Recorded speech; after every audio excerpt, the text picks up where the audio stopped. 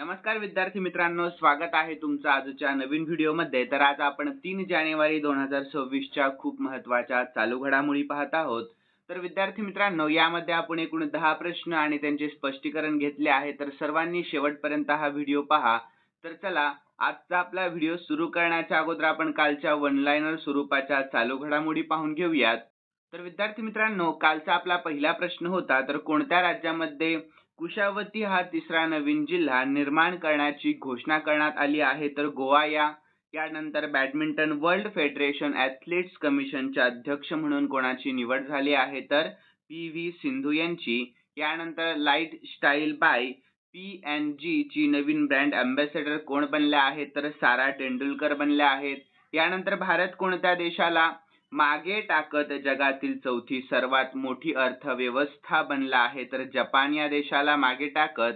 यानंतर 5वी राष्ट्रीय सचिव परिषदेचे अध्यक्षस्थान कोणी भूषवले आहे? तर नरेंद्र मोदीजींनी. यानंतर 2025 च्या फिडे वर्ल्ड रॅपिड चॅम्पियनशिप मध्ये पुरुष गटाचे विजेतेपद कोणी पटकावले? तर मॅग्नस कार्लसन यांनी. यानंतर 2025 च्या फिडे वर्ल्ड रॅपिड चॅम्पियनशिप मध्ये महिला गटाचे विजेतेपद कोणी पटकावले आहे? तर अलेक्झांड्रा गोर्याचकिना यांनी. यानंतर विद्यार्थी मित्रांनो, पुढील प्रश्न, तर हुरून इंडिया रिच लिस्ट 2025 मध्ये जगातील सर्वात श्रीमंत भारतीय महिला CEO कोण ठरल्या आहेत? तर जयश्री उल्लाल असे त्यांचे नाव आहे। ठीक आहे, लक्षात ठेवा सर्वांनी। यानंतर महाराष्ट्र पोलीस दलाचा रेझिंग डे म्हणजे स्थापना दिवस कोणत्या दिवशी साजरा केला जातो? तर 2 जानेवारी या दिवशी। यानंतर 10वा प्रश्न कालचा आपला शेवटचा, तर दरवर्षी DRDO चा स्थापना दिवस केव्हा साजरा करण्यात येत असतो? तर 1 जानेवारी या दिवशी।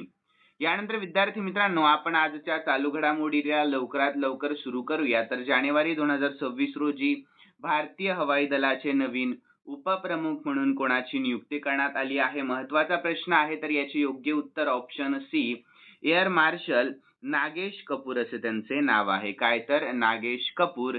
तर विद्यार्थी मित्रांनो, 1 जानेवारी 2026 रोजी एअर मार्शल नागेश कपूर यांनी भारतीय हवाई दलाचे म्हणजेच IAF चे नवीन उपप्रमुख म्हणून पदभार स्वीकारला आहे। तर या नियुक्तीशी संबंधित महत्त्वाचे तपशील आपण पाहून घेऊयात। तर कोणाची जागा घेतली त्यांनी? तर ते एअर मार्शल नर्मदेश्वर तिवारी यांच्या निवृत्तीनंतर या पदावर रुजू झाले आहेत। आणि त्यांचा अनुभव, तर एअर मार्शल कपूर हे एक अनुभवी फायटर पायलट असून त्यांना 3400 तासांपेक्षा जास्त उड्डाणाचा अनुभव देखील आहे। यानंतर पुढील प्रश्न दुसरा, तर 3 जानेवारी हा दिवस कोणत्या महान समाजसुधारकाच्या जयंतीनिमित्त साजरा केला जात असतो? तर याचे योग्य उत्तर ऑप्शन बी, सावित्रीबाई फुले यांच्या. कोणाच्या? तर सावित्रीबाई फुले। तर विद्यार्थी मित्रांनो, 3 जानेवारी हा दिवस क्रांतिज्योती सावित्रीबाई फुले यांच्या जयंतीनिमित्त साजरा केला जातो, ज्या आपल्या भारतातील पहिल्या महिला शिक्षिका आणि महान समाजसुधारक होत्या, ज्यांनी स्त्री शिक्षणाला चालना दिली आणि सामाजिक समतेसाठी महत्त्वपूर्ण योगदान देखील दिले आहे। तर आपल्या महाराष्ट्रामध्ये त्यांचा जन्मदिवस बालिका दिवस म्हणूनही ओळखला जातो। आणि सावित्रीबाई फुले यांच्याबद्दल आपण महत्त्वाची माहिती पाहूयात आपण शॉर्टमध्ये। तर विद्यार्थ्यांनो, त्यांचा जन्म 3 जानेवारी 1831 रोजी सातारा जिल्ह्यातील नायगाव येथे झाला आणि कार्य, तर त्यांनी पती ज्योतिबा फुले यांच्यासोबत मुलींसाठी शाळा उघडल्या व जातीय भेदभावाविरुद्ध लढा देखील दिला आहे। आणि त्यांचे योगदान काय आहे? तर त्यांनी शिक्षणातून महिला सक्षमीकरण आणि सामाजिक न्यायासाठी पाया घातला आहे। तर विद्यार्थ्यांनो, सन्मानार्थ त्यांचे कार्य महिला सक्षमीकरण आणि स्त्रीवादासाठी एक आदर्श मानले जाते। यानंतर पुढील प्रश्न तिसरा पाहूया, तर महिला आशिया चषक 2025 हॉकी स्पर्धेमध्ये कोणत्या देशाच्या संघाने सुवर्ण पदक जिंकले आहे? तर याचे योग्य उत्तर ऑप्शन सी, चीन या देशाच्या. कोणत्या? तर चीन या देशाच्या।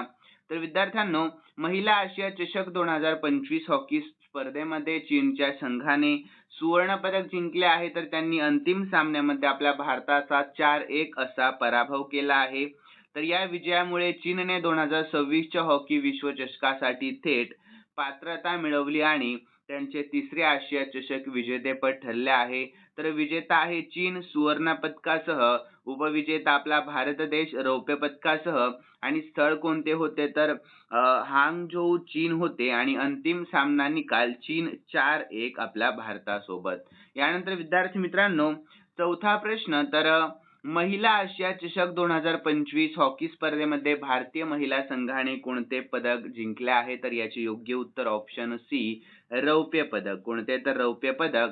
तर विद्यार्थी मित्रांनो, महिला आशिया चषक हॉकी स्पर्धा 2025 मध्ये भारतीय महिला हॉकी संघाने रौप्य पदक म्हणजेच सिल्वर मेडल जिंकले आहे. तर अंतिम सामन्यामध्ये यजमान चीनकडून 1-4 असा पराभव पत्करावा लागला, पण या कामगिरीमुळे संघाने आशियातील अव्वल संघांमध्ये आपले स्थान पुन्हा एकदा सिद्ध केले आहे.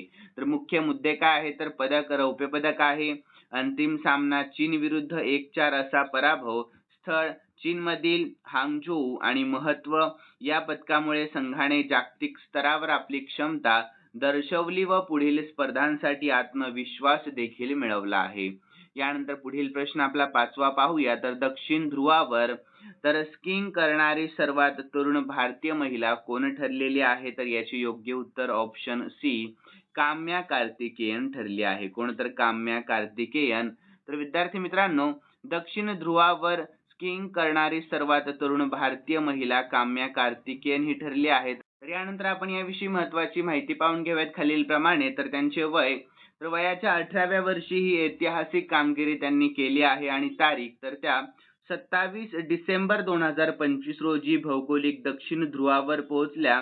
आणि विद्यार्थी मित्रांनो, कामगिरी तर उणे 30°C तापमान आणि वेगाने वाहणारे वारे अशा कठीण परिस्थितीमध्ये त्यांनी सुमारे 115 किलोमीटर म्हणजेच 60 नॉटिकल मैल अंतर स्कीइंग आणि पायी प्रवास करून पार केले आहे. तर जागतिक विक्रम काय आहे तर त्या दक्षिण ध्रुवावर स्कीइंग करणारी सर्वात तरुण भारतीय आणि जगातील दुसरी सर्वात तरुण महिला देखील ठरल्या आहेत.